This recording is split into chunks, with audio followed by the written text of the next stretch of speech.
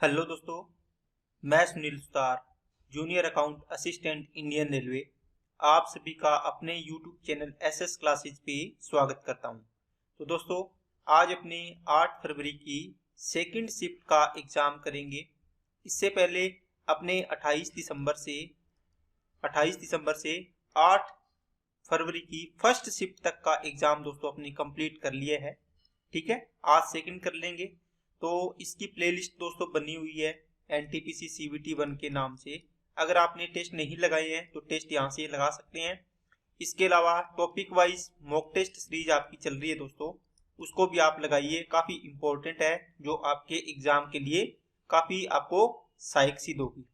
ठीक है दोस्तों, तो चलिए स्टार्ट करते हैं क्लास को। अगर आप चैनल पे नए हो तो चैनल को सब्सक्राइब कर लो, बेल आइकन पे क्लिक कर लें। ओके, चलिए फर्स्ट क्वेश्चन पे। 120 ग्राम चावल का क्रय मूल्य 150 ग्राम चावल के विक्रय मूल्य के बराबर है। इसमें होने वाली प्रतिशत हानि बताओ। देखो, आपको पता है 120 का सीपी 150 के एसपी के इक्वल है। इसका मतलब 120 सीपी इक्वल टू है 150 के एसपी के। यहाँ से जीरो जीरो काट दो, 3 चौके 12, 3 पंजे 15। ये इसके नीचे आ जाएगा और ये 4 इधर चला जाएगा ना, गुणा से बराबर। तो एसपी सीपी कितना आ गया 5, एसपी कितना आ गया 4। कितने का लॉस हो रहा है? 1 का। किस पर? 5 पर। 1/5 का मतलब 20% का लॉस। एक व्यापारी अपने माल पर क्रय मूल्य से 25% अधिक अंकित करता है और अपने ग्राहकों के बिलों पर 12% की छूट प्रदान करता है। उनके द्वारा अर्जित लाभ की गणना कीजिए। देखो, आपने सीपी मान लिया दोस्तों 100 रुपये। ओके, आपने अंकित किया 25% अधिक, इसका मतलब 125 हो गया। 25% इसका अधिक अंकित किया तो 125। अब इस पर आपने क्या किया है? डिस्काउंट दिया। कितना? 12% का। इस पे डिस्काउंट कर दो तो एसपी आएगा। 125 का 12% निकाल लो, कितना आएगा दोस्तों? 5। और ये 5/4, 4 से काटा 3, 5 दिया 15। तो 15 रुपये इसमें से माइनस कर दो, कितना आ जाएगा? 110 आ गया।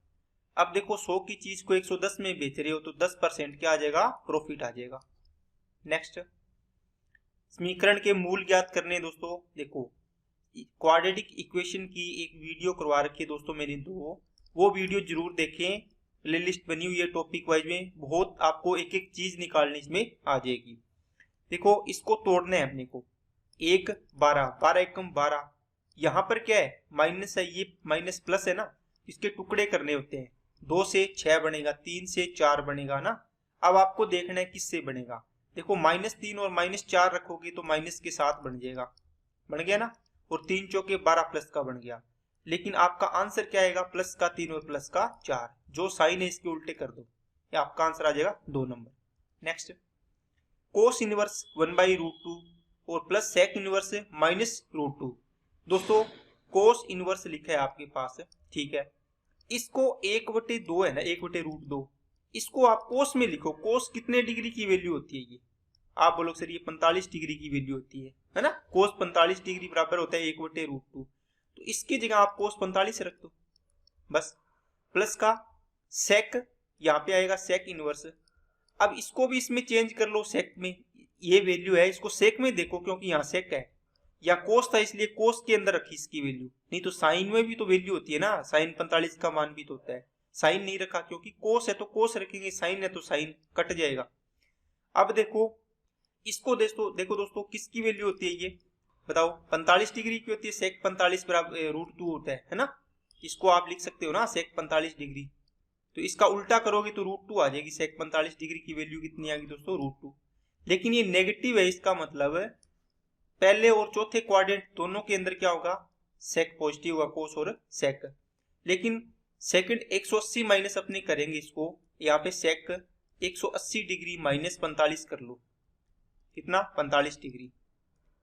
समझ में आई क्या बात है? जो ये वैल्यू है इसको मैंने ये लिख दिया, और ये नेगेटिव साइन के लिए 180 माइनस 45 का मतलब सेकंड क्वाड्रेंट में आएगा। इसमें को सेक क्या होगा? नेगेटिव होगा। पॉजिटिव किस में होता है? पहले और चौथे में। तो ये इसको करोगे तो ये कट गया, 45 डिग्री बच गया। प्लस इसको सोल्व किया तो ये कितना आ गया? सेक इनवर्स कितना? सेक 135 डिग्री। अब इसको सोल्व करो, ये सेक कट जाएगा तो यहाँ पे 45 डिग्री प्लस का 135 डिग्री कितना हो जाएगा दोस्तों 180 डिग्री। ये डिग्री में इसको पाई बाई 180 से गुणा कर दो तो ये किस में आ जाएगा रेडियन में आ जाएगा। तो आंसर आ गया आपका पाई। नेक्स्ट, एक जीवाणु की आबादी पहले 10 मिनट में 6%, अगले 10 मिनट में 10% की दर से बढ़ती है। 20 मिनट के पश्चात उनकी आबादी में हुई कुल प्रतिशत वृद्धि बतानी है। दोस्तों पहले 6% हुई 10 मिनट में, अगली 10 मिनट में कितनी 10%। तो इफेक्टिव रेट वाला फॉर्मूला लगा दो, 6 इंटू 10 बटे कितना आ गया 100, 0 से 0 16 और 0.6 16.6 आंसर आ जाएगा। नेक्स्ट, माध्यिका के लिए सबसे पहले आरोही क्रम में 1 आएगा, 2 आएगा, 4 आएगा, 4 आ गया, उसके बाद 5 आ गया, फिर 8 आ गया। 5 संख्याएं हैं तो 5 प्लस 1 डिवाइड बाई 2 मतलब तीसरी संख्या होगी, वो क्या होगी आपकी माध्यिका। 1 2 3 तो ये 4 हो जाएगी आपकी माध्यिका। नेक्स्ट, ए अकेले एक काम को 12 दिन में, बी कितने दिन में 18 दिन में, उन्होंने एक साथ कार्य आरंभ किया। टोटल वर्क मान लो 36, 12 3 36, 18 दूना 36, लेकिन ए 3 दिन वाले कार्य छोड़ दिया बाद। देखो ए प्लस बी लगे दोनों, 3 दिन तक इन्होंने काम किया। 3 दिन में कितना काम कर देंगे दोनों, 3 5 15 काम हो गया। रिमेनिंग काम कितना बच गया, 36 में से 15 माइनस करोगे 21 काम। 21 काम किसने किया है, आप बोलो सर ए चला गया, बी करेगा। बी की एफिशिएंसी कितनी है 2, तो 2 की दर से कितने दिन में कर देगा रिमेनिंग काम 10.5 दिन में। आंसर आ जाएगा इसका 10.5 दिन। इसने पूछा बी अकेले शेष काम कितने दिन में करेगा 10.5 दिन में। टोटल काम कितने दिन में कंप्लीट हुआ, तो 10.5 और 3 13.5 दिन में। ये दोनों बातें अलग अलग है, ध्यान रखना।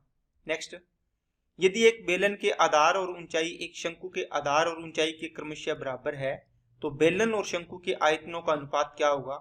दोस्तों जो आप क्या बनाते हो, बेलन बनाते हो इस प्रकार, ठीक है। इसके देखो अगर आपको बोला है कि आधार और ऊंचाई बराबर है ना, आधार का बराबर होने का मतलब इसकी रेडियस क्या होगी, बराबर होगी, है ना। इस प्रकार अपने यहां से इस प्रकार इसको काटेंगे, इसके अंदर से ही अपने एक शंकु काटते हैं। इसका मतलब हुआ कि इसकी देखो इसकी ऊंचाई भी तो सेम बन गई। यही ऊंचाई किसकी होगी, बेलन की होगी, यही शंकु की होगी। यही त्रिज्या शंकु की होगी, यही त्रिज्या बेलन की होगी। आर भी बराबर है, एच भी बराबर है। इसका मतलब है जो बेलन का आयतन होता है वो क्या होता है दोस्तों, इसका बेलन का आयतन होता है वो होता है पाई आर स्क्वायर एच, है ना। आर और एच इसके लिए भी सेम होगी। तो शंकु का कितना होता है आयतन, पाई 1/3 पाई आर स्क्वायर एच। इसका मतलब हुआ बेलन का आयतन है देखो सेम, इसका 1/3 है, ये तो कट जाएगा पूरा। रेशियो बढ़ाओ, ये 3:1 आ गया। देखो आप डायरेक्ट याद रखा करो, जो फॉर्मूला है उसी में आपको रेशियो पड़ा है, इसका आंसर आ जाएगा 4 नंबर आपका। नेक्स्ट, एक रेलगाड़ी 45 की चाल है दोस्तों, मीटर प्रति सेकंड में चेंज कर दो इसको। 64 सेकंड में स्पीड इंटू टाइम, टाइम कितना है 64 सेकंड।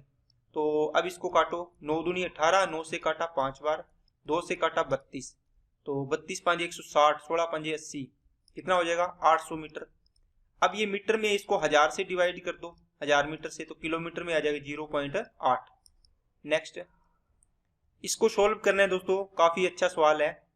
आपके पास दोस्तों एक चीज होती है, चलो अपने इसी में कर लेते हैं। आपके पास एक फॉर्मूला होता है cos 2 थीटा इक्वल टू होता है 1 - 2 साइन स्क्वायर थीटा, ठीक है। या फिर इसी का फॉर्मूला होता है 2 cos स्क्वायर थीटा -1 होता है cos 2 थीटा। ये दो चीज होती है एक ही फॉर्मूले की। आपको देखो इसमें साइन नहीं, आपको कोस वाला यूज करना है, क्योंकि देखो इसमें देखो कॉमन लेना पड़ेगा। रूट के अंदर लिखोगे यहाँ पे 2 प्लस, आपने अंदर वाले रूट के अंदर से 2 कॉमन लिया, यहाँ पे बना 1 प्लस कोस 4 थीटा, ठीक है। आपने देखा यहाँ 2 थीटा है, तो यहाँ पर क्या आ रहा है थीटा आ रहा है, इसका मतलब इसका आधा आ रहा है यहाँ पे। यहाँ पे अगर 4 थीटा होगा कोस 4 थीटा, तो यहाँ क्या आएगा 2 कोस स्क्वायर 2 थीटा -1, देखो इसका आधा होगा यहाँ पे। यहाँ पे अगर कोस 6 थीटा होगा तो यहाँ पर कितना होगा 2 कोस स्क्वायर 3 थीटा -1, 8 होगा तो 4 हो जाएगा, 10 होगा तो 5, 12 होगा तो 6। बात समझिए क्या। अब आप देखो यहाँ पे 4 थीटा वाला है, इसकी वैल्यू आप ये प्लस का एक इधर ले आओ, यहाँ लिख दिया मैंने +1, ये यहाँ से हटा दिया माइनस का।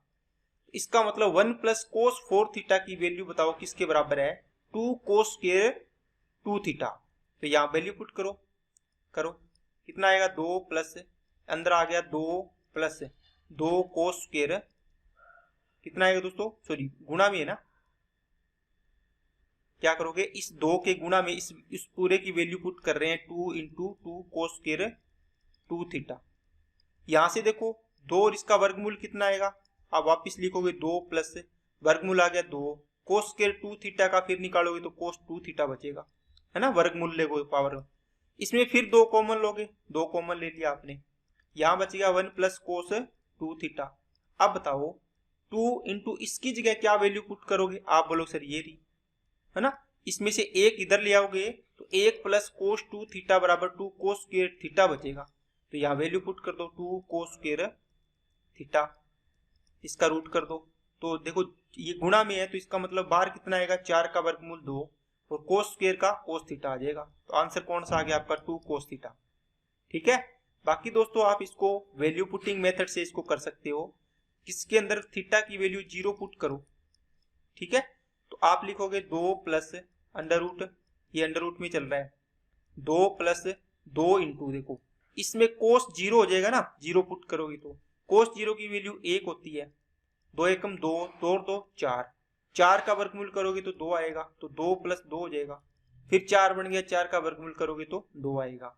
इनमें थीटा की वैल्यू पुट करके देखो किसका मान 2 आ रहा है, इसमें थीटा 0 रखोगे तो 0 हो गया, इसमें थीटा रखोगे तो 0 रखोगे तो 1 आएगी वैल्यू, इसमें थीटा रखोगे देखो कोस थीटा 1 और ये 2, 2 एकम 2 आंसर आ जाएगा।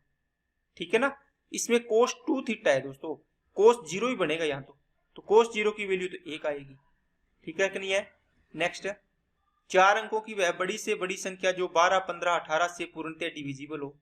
दोस्तों इसमें 9 इंटू 2 है, 9 से आप चेक कर सकते थे, लेकिन ये सारे ही देखो 9 के मल्टीपल है ना, तो आप पता नहीं लगा पाओगे। तो आपको बेसिक करना पड़ेगा कैसे, 4 अंकों की सबसे बड़ी संख्या 9999, आपको इन सभी से डिवाइड होना चाहिए, इसका मतलब इनका एलसीएम निकालो, कितना आएगा सबसे बड़ी संख्या 18। ठीक है, या फिर इस 18 को क्या लिख लो 2 into 2 into 3, sorry 2 into 3 into 3, 3 into 3, 12 check करो, 12 में होता है 2 की पावर 2 इंटू 3 की पावर 1, 3 की पावर 1 तो है, ठीक है, 2 की पावर 2 चाहिए, 1 है, 1 2 और कर लो, इसमें 3 इंटू 5 होता है, 3 तो है 5 नहीं है, गुना कर लो, 10 तिये 30 तिये 90 दूना 180 हो गया।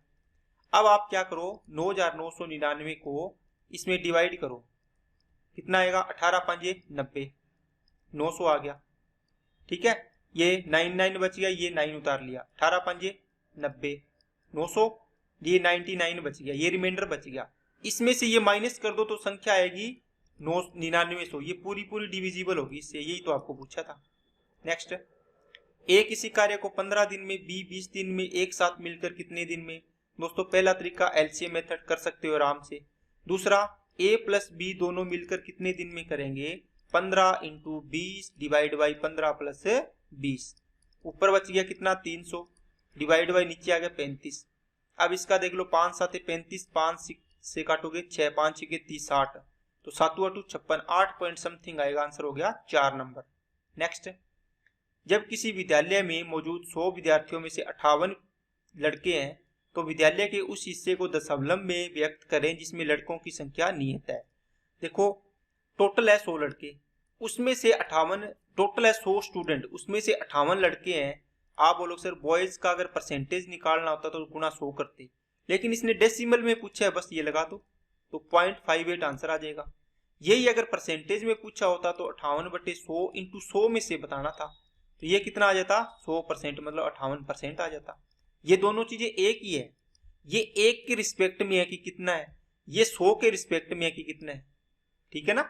नेक्स्ट, एक दुकानदार 550 में खरीदता है, 580 में बेचता है, 0 से 0 कट गया, 5 से कट रहा है क्या, नहीं कट रहा, तो 55 की चीज को 58 में बेच रहा है, 3 का लाभ 55 पर, इंटू में 100%, 5 से काटा 11, 5 से काटा 20, तो 20 दिया 60 बटे कितना आ गया 11, 11 5 55, 5 और 50, 11 चौके 44।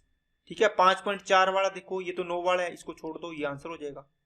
ठीक है ना, कैलकुलेशन आपको जहां तक हो वहीं तक करनी है, ज्यादा नहीं करनी। दो संख्याओं का एलसीएम एचसीएफ दे रखा है, दो संख्याओं का गुणा, सॉरी एक संख्या 32 है तो दूसरी पूछी है। तो इसमें दोस्तों क्या लगाओगे, पहली संख्या इंटू दूसरी संख्या बराबर एलसीएम इंटू एचसीएफ। एक संख्या 32, दूसरी संख्या ज्ञात करनी है, एलसीएम इंटू एचसीएफ आपने लिख दिया। 32 दिया 96, 3 8 24 आंसर आ गया। नेक्स्ट इसको सोल्व करना है दोस्तों, दोनों तरफ स्क्वायर कर दो। यहाँ बनेगा 169 अपॉन 144 बनेगा।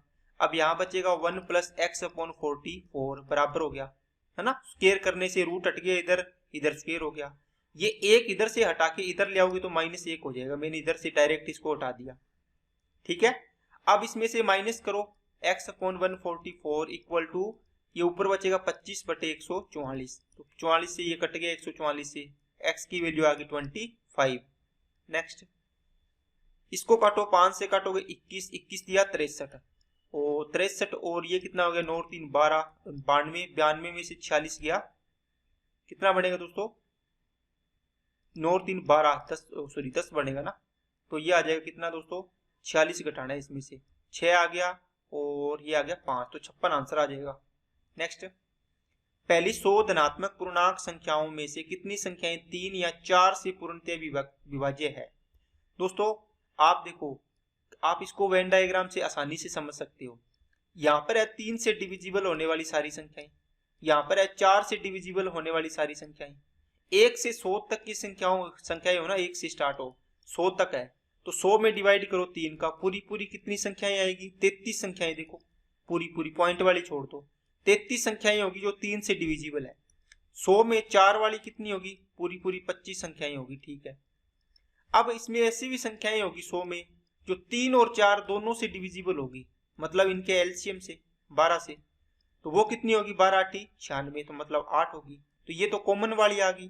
देखो इसमें भी काउंट होगी, इसमें भी होगी, लेकिन आपको कैसे लेनी है इसको, देखो टोटल है ये 33 पूरा, ये गोला किसका है 33 का पूरा, इसमें से 8 घटा दो तो ये बच जाएगी कितनी दोस्तों 25, 25 में से ये 8 घटा दो कितना आ जाएगा 17। इसका मतलब ये 25 ओनली 3 से, ये दोनों वाली और ये ओनली 4 वाली है। अब इन तीनों को जोड़ लो, 25 33 33 और 17 कितने हो गए 50 हो गए, तो आपका आंसर आ जाएगा 50। नेक्स्ट इनका रेशियो निकालना है एडी का। ए और बी का रेशियो दोस्तों कितना है 3/4, इंटू में सी बटे डी, बी बटे है ना बी और डी का, तो बी बटे डी कर लो। ये डी बी है, आप इसको बी अनुपात डी लिखो 3/4, बस इसको क्या लिख दो 3/4, 3 तिया 9 बटे कितना हो जाएगा 16। नेक्स्ट ए के वेतन और बी के वेतन का अनुपात 4:5 है, ए और बी का वेतन है 4:5।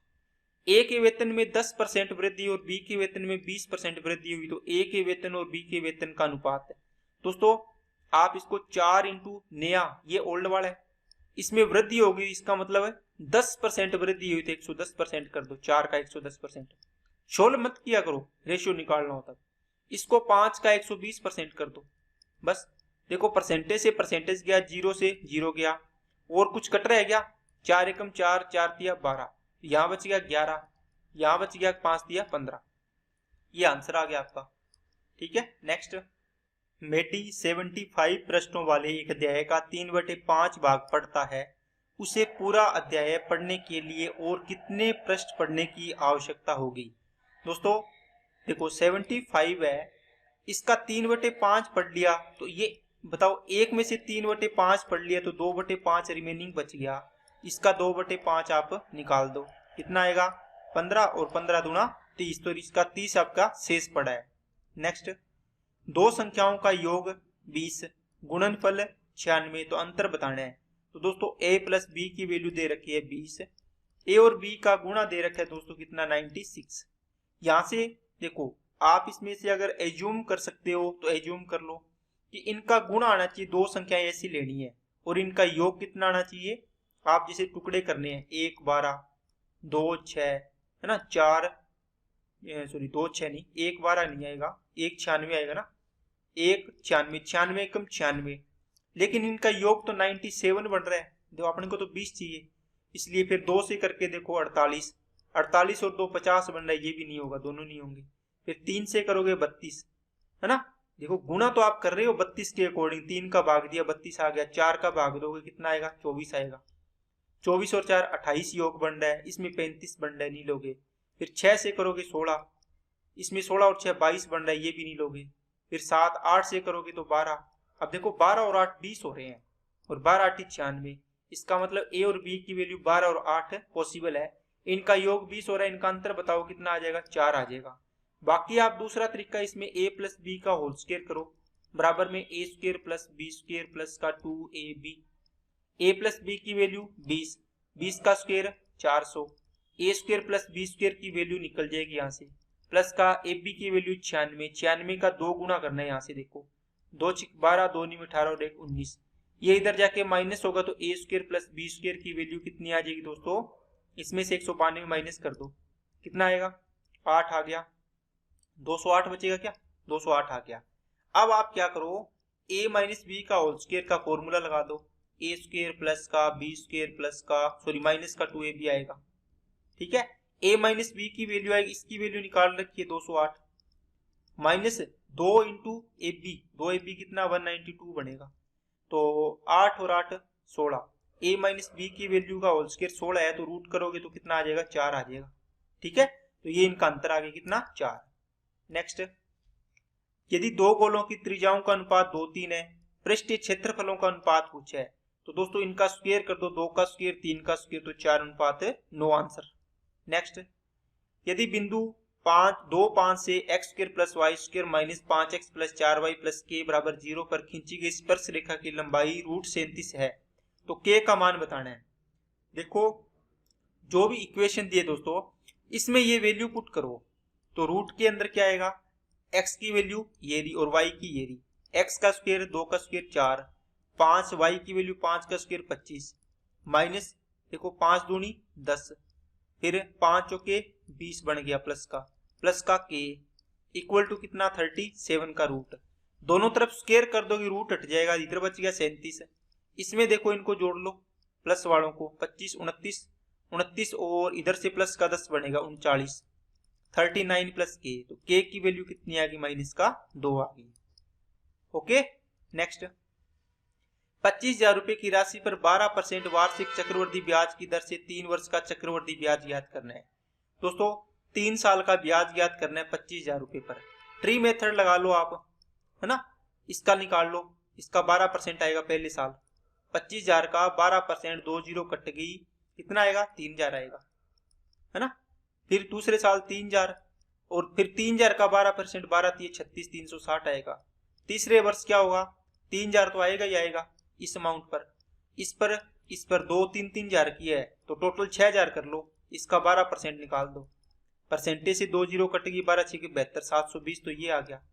ये 360 का 12%, 360 का 12% करोगे तो ये 0 तो कटेगी, 12 3 36, 12 6 72, 43 432, ये 10 है तो 43.2 ये आ गया।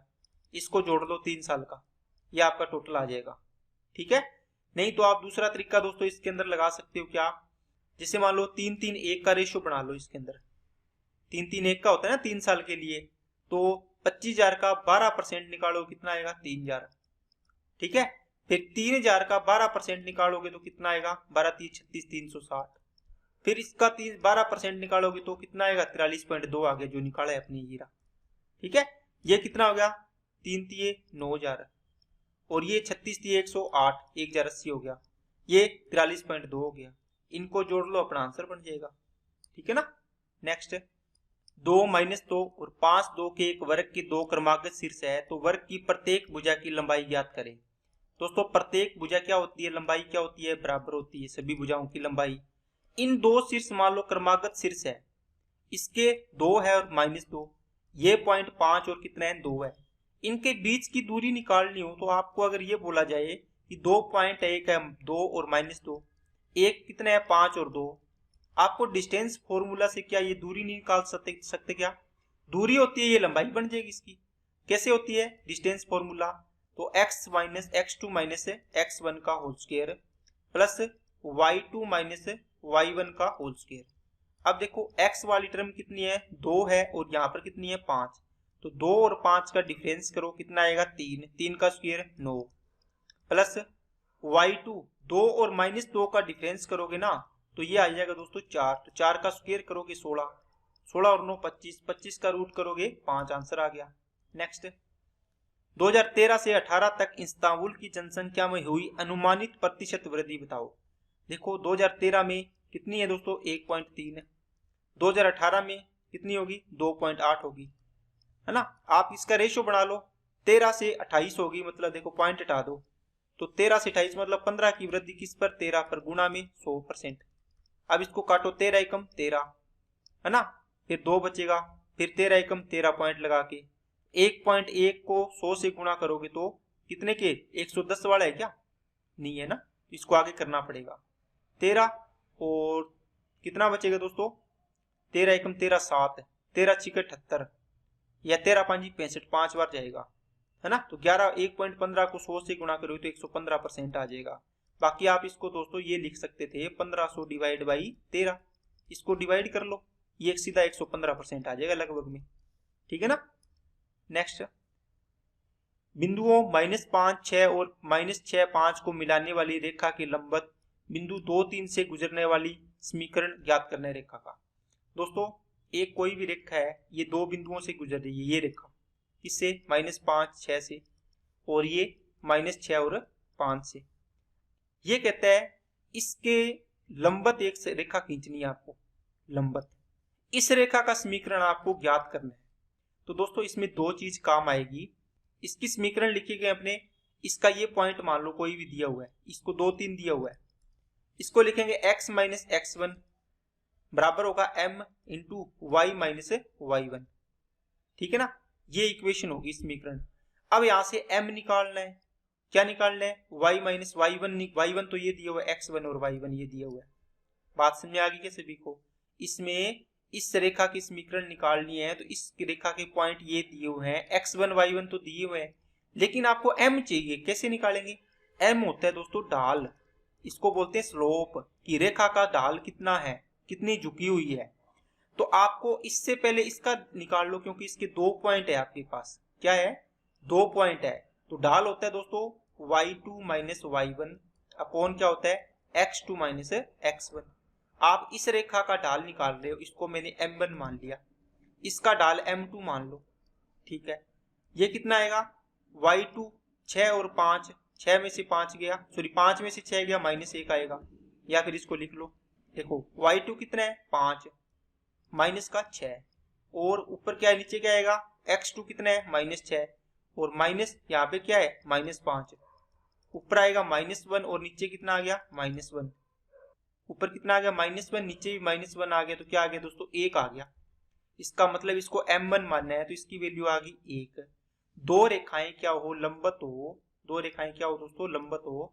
इस रेखा का ढाल m1 है, इस रेखा का ढाल m2 है, तो m1 इंटू m2 बराबर होता है दोस्तों -1। 1 निकालिए इसका, तो m2 की वैल्यू कितनी आ जाएगी दोस्तों, आप बोलो सर m2 आ गया -1।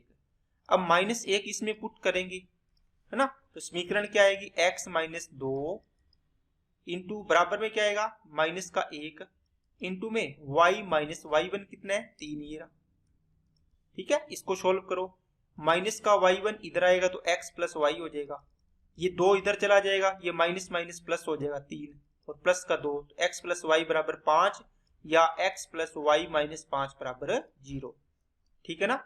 अच्छे से समझ लेना दोस्तों, आपको बता देता हूं मैं, जब भी आपको एक रेखा दी हो, इसके लंबवत एक रेखा का समीकरण पूछे, इस रेखा के आपको निर्देशांक दे रखे हैं, ठीक है।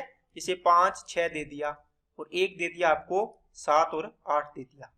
आपको बोला है कि एक बिंदु है 4 3, इस रेखा का समीकरण बताना है।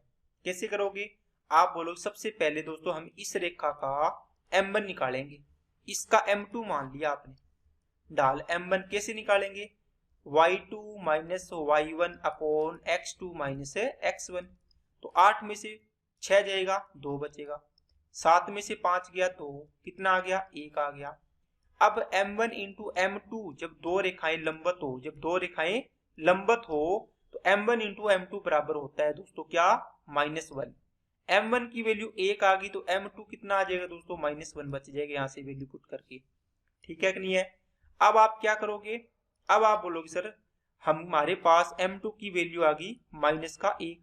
अब आपके पास इस रेखा का समीकरण लिखने के लिए क्या होता है, x माइनस x1 बराबर होता है m2 लिख लो इसको, चलो y माइनस y1।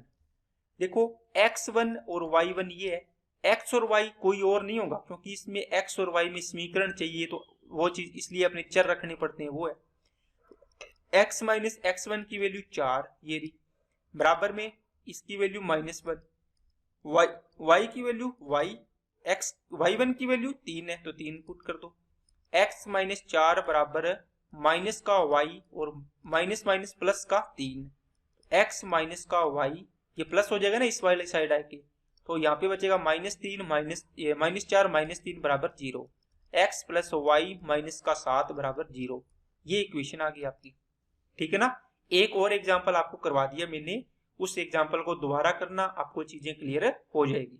नेक्स्ट, समांतर श्रेणी का 9वां पद दोस्तों, पहला पद 5 है, बताओ पहले पद के आगे कितने पद और होंगे, 9 पद है, तो आप बोलोगे सर एक पद लिख दिया, 8 पद और होंगे, प्रत्येक पद में अंतर कितना है 4, 8 इंटू 4 होगा, 8 चौके 32 और 5 37, आंसर हो गया। नेक्स्ट, इस वर्ष के दौरान कंपनी एक्स और वाई द्वारा निर्मित घड़ियों की संख्या का निरपेक्ष अंतर अधिकतम था।